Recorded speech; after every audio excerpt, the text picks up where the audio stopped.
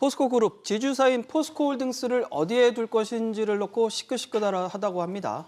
김정현 기자. 네. 우선 포항 시민들이 서울로 올라와서 상경 집회를 열었죠.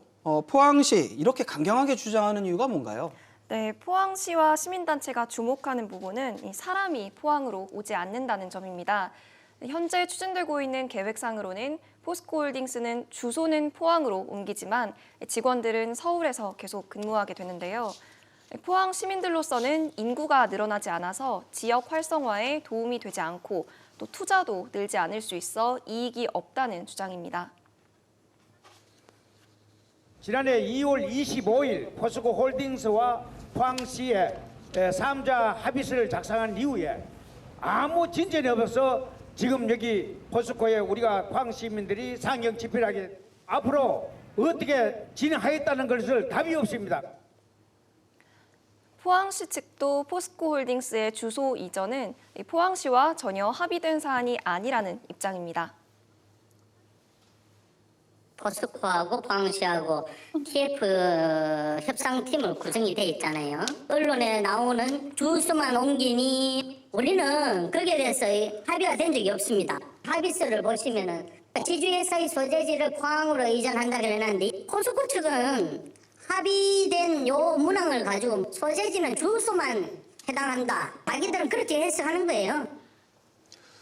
그렇다 그러면은 포스코 입장에서 좀 생각을 해보죠. 포스코홀딩스가 포항으로 가면 포스코에게는 뭐 어떤 이익이 있습니까?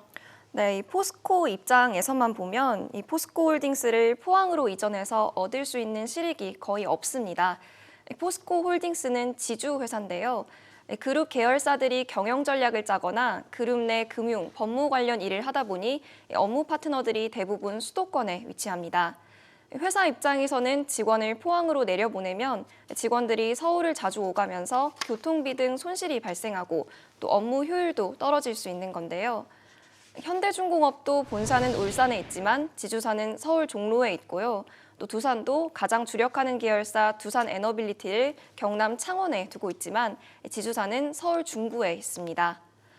또 포스코홀딩스 직원 200여 명은 분사 전부터 서울 포스코센터에서 근무하던 인력으로 대부분 수도권에 거주지를 두고 있다 보니 이들을 모두 포항으로 내려보내면 내부 반발이 커질 것으로 예상됩니다.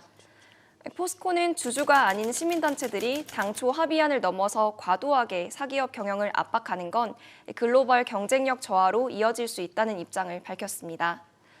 포항시는 포스코 측이 포스코홀딩스 주소 이전 사안에 대해서는 더 이상의 포항시와의 대화를 거부하고 있다고 주장했습니다. 보면은 결론적으로 얘기하면 포항으로 가면은 좀 손해인데 이게 보면은 정리를 해보면 포항홀딩스가 애초 주소지라도 포항으로 옮기겠다고 약속을 했단 말이에요. 네. 그럼 왜 한 건가요, 그때? 네, 포스코는 원래 지주사를 서울에 설립할 계획이었습니다. 하지만 윤석열 정부가 대선 당시부터 지역 균형 발전을 공약으로 내세웠었는데요. 포스코의 지주사 포항 이전 결정은 이런 윤 대통령의 행보와 무관하지 않은 약속이었다는 분석이 나옵니다. 당시 정부로부터 지역 균형 발전의 모범 사례라는 평가를 받기도 했습니다. 포스코그룹은 이미 20여 년 전 민영화되긴 했지만 특정 대주주가 없는 이른바 주인 없는 회사인 만큼 여전히 정치권의 영향을 받기 쉽습니다.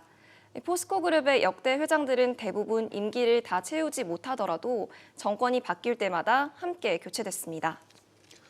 김 기자, 그러면은 포스코홀딩스가 주소지라도 포항으로 이전한다는 이 사안, 이건 확정이 된 겁니까? 네, 다음 달 17일 주주총회에서 이 사안이 의결되면 포스코홀딩스의 포항 이전이 확정됩니다. 사실상 주주들의 선택에 달린 셈인데요. 다만 포스코홀딩스의 주요 주주는 해외 기관 투자자가 절반 이상을, 또 개인 투자자가 40% 정도를 차지합니다. 국민연금은 9% 지분을 갖고 있습니다. 해외 투자자들은 이번 이슈에 대해 정치와 지역 정서 등은 고려하지 않고 기업 가치만을 보고 결정할 가능성이 높은데요.